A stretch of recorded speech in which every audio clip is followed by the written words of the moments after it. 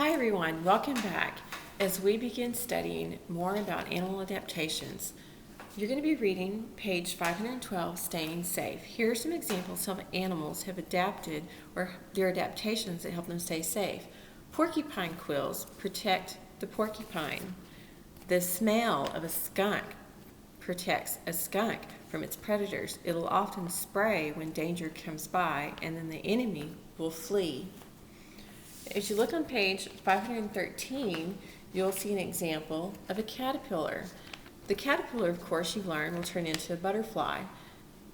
The coloration will warn predators not to eat the caterpillar because that coloration tells the predator that it doesn't have a very good taste. This particular caterpillar will eat milkweed, and the milkweed gives the caterpillar a bad taste. This right here is a frilled lizard. It will hiss when in danger, and this collar spreads out, scaring the predator.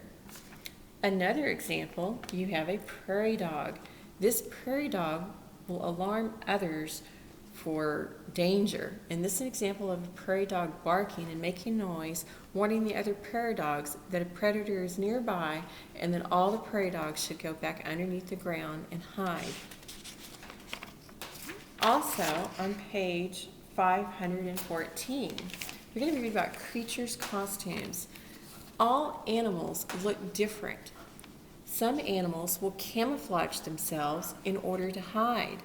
They can camouflage by their coloration, the fur, in order to blend into their environment.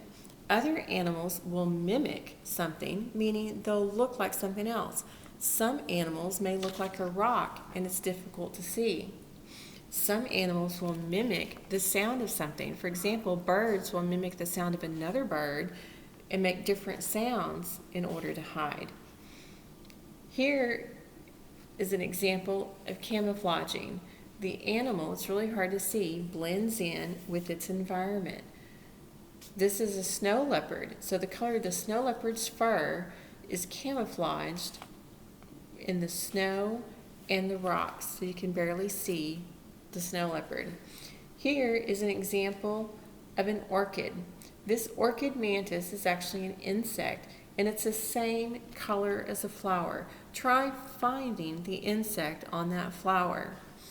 As you walk around your house and you see insects outside, are any of the insects the same color as the plants? Think about it. Have you ever seen a stick bug and the bug looks like a little twig off of a tree? You'll also look at page 515. Here you have a monarch butterfly. Some butterflies, such as the viceroy butterfly, looks very similar to the monarch. This is an adaptation that increases its survival. Eating a monarch for a bird makes them feel sick because of the taste. Birds avoid eating monarchs. The viceroy looks like the monarch and has mimicked its coloration in order not to get eaten. Here we have an example of a frogfish. The frogfish looks like a rock or a sponge in the ocean and is hiding. Here you have a lizard on a leaf. You can color the lizard to make him hide on the leaf. Your assignment for today is going to be lots of fun. You get to create your own animal. What is your animal's name? This is a pretend animal, any animal that you want it to be. What habitat or where does your animal live? What does your animal eat for survival? What features does your animal have to help it survive? How is your animal going to survive? What shape of teeth does it have? Does it have fur? Does it have a beak? What adaptations does your animal have for its survival?